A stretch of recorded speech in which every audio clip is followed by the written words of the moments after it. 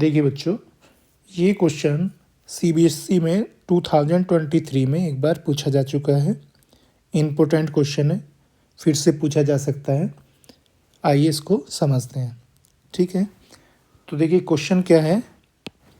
Check whether 6 to the power n can end with the digit 0 for any natural number n। तो हमें इस question में ये check करना है, क्या 6 की पावर n के लास्ट में कभी 0 बन सकता है किसी भी n की वैल्यू के लिए, नेचुरल नंबर n के लिए। ठीक है, तो आइए इसको देखते हैं एग्ज़ाम में इसको हमें कैसे करना है। ठीक है, इसका सॉल्यूशन समझते हैं। ठीक है, तो सबसे पहले हम क्या करेंगे, 6 to the power n के प्राइम फैक्टर्स करेंगे। तो देखिए 6 to the power n is equal to, तो देखो 6 के प्राइम फैक्टर क्या क्या होते हैं, 2 और 3। तो 6 को हम क्या लिख सकते हैं, 2 3 जा 6, और इसकी होल पावर क्या है, n। ठीक है, अब देखिए इसको हम क्या लिख सकते हैं, 2 की पावर n इंटू 3 की पावर n। ठीक है, तो देखिए ये जो 6 की पावर n है, इसके प्राइम फैक्टराइजेशन में केवल 2 प्राइम यूज़ होंगे, 2 और 3। इनसे अलग और कोई प्राइम नंबर इसके फैक्टराइजेशन में नहीं आ सकते। क्यों नहीं आ सकते, bye fundamental theorem of arithmetic. क्योंकि फंडामेंटल थ्योरम ऑफ अर्थमेटिक क्या कहती है, किसी भी कंपोजिट नंबर के जो प्राइम फैक्टर्स होते हैं वो क्या होते हैं, यूनिक होते हैं। ठीक है, वो फिक्स होते हैं। तो इस क्वेश्चन में 6 की पावर n के प्राइम फैक्टर फिक्स हैं, 2 और 3। तो हम क्या लिख सकते हैं, by fundamental theorem of arithmetic. Fundamental theorem of arithmetic.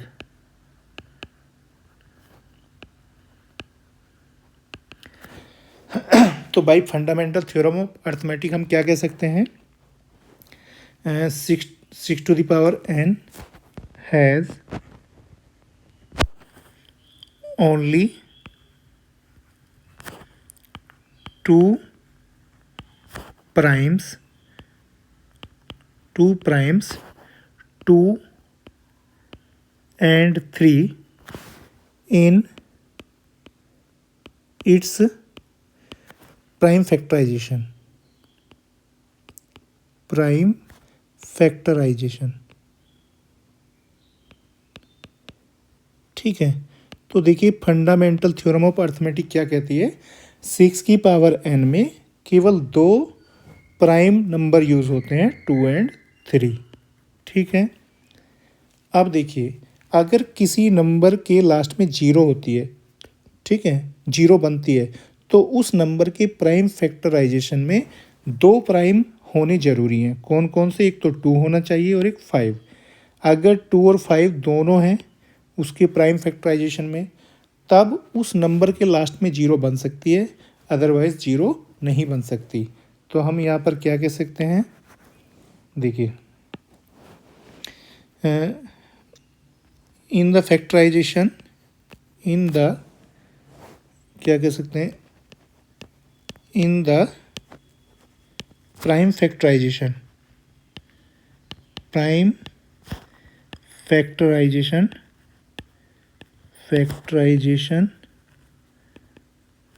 Of 6 to the power n। तो देखिए in the prime factorization of 6 to the power n there are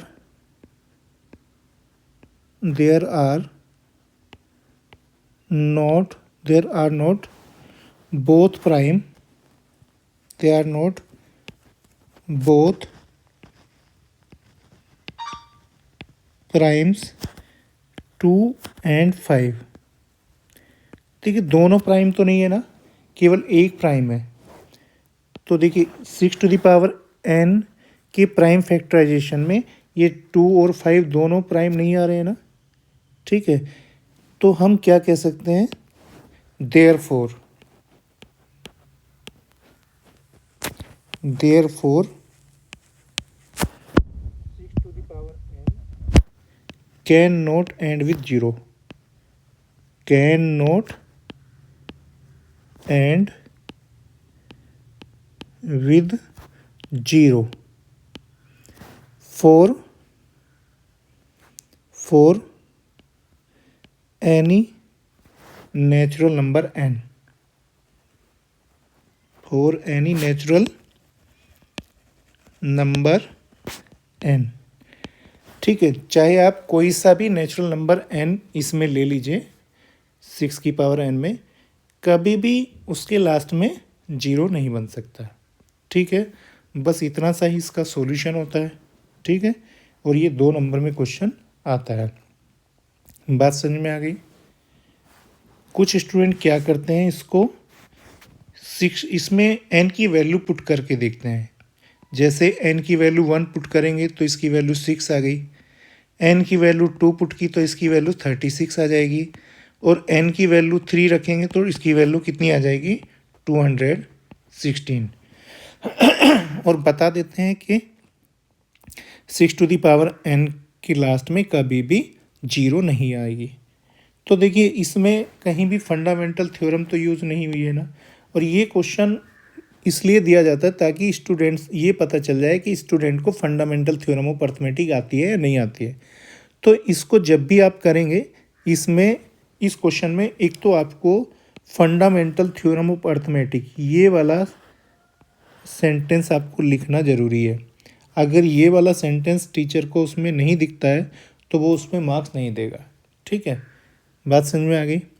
तो इसको करने का जो मेथड है वो यही है जो हमने ऊपर ये किया हुआ है, इस मेथड से इसको नहीं करना आपको। ठीक है, बात समझ में आ गई। देखिए, कभी कभी ऐसे भी पूछ लेता है, 4 टू दी पावर n दे देता है और कहता है कि 4 टू दी पावर n के लास्ट में 0 बन सकती है या नहीं बन सकती है, चेक कीजिए। तो उस केस में भी हम क्या करते हैं, प्राइम फैक्टराइजेशन करते हैं पहले। जैसे देखिए, अगर हम किसके प्राइम फैक्टर करेंगे, देखिए अगर हम 4 की पावर n के प्राइम फैक्टर करेंगे तो वो क्या होंगे, देखो वो कैसे करेंगे। 4 की पावर n के प्राइम फैक्टर, 4 के प्राइम फैक्टर क्या होते हैं, 2 2 जा 4। ठीक है, ये इस तरह से हो जाएगा। और इसको हम कैसे लिख सकते हैं, 2 to the power 2 whole power n। और जब पावर के ऊपर पावर होती है तो दोनों की मल्टीप्लाई हो जाती है, तो क्या लिख सकते हैं, 2 टू दी पावर 2n। ठीक है, तो देखिए 4 की पावर n में जो प्राइम फैक्टर बनते हैं वो क्या बनता है, केवल 2, ओनली 2 बनता है।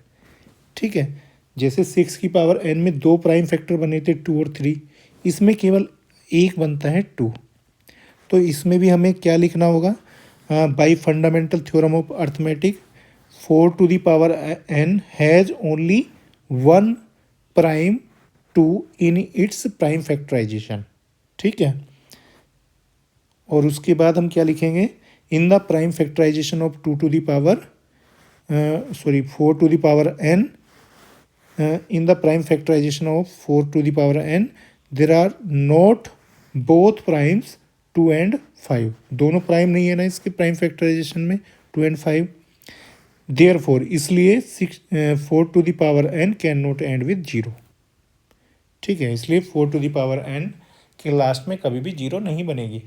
ठीक है, तो इस तरह से कोई भी यहाँ पर नंबर आ सकता है। कभी कभी 12 आ जाता है, 12 टू दी पावर n।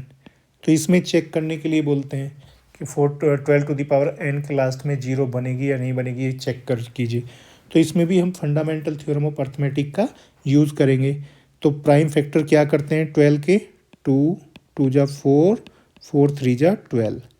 ठीक है, फिर इसको लिखते हैं 2 to the power 2 into 3 to the power ये 3। ठीक है, तो इसको हम लिख सकते हैं 2 की पावर 2n और 3 की पावर n। तो इसमें भी 12 की पावर n में भी 2 प्राइम नंबर बनते हैं, एक तो 2 बनता है और एक 3 बनता है। इसमें भी 5 नहीं आता है।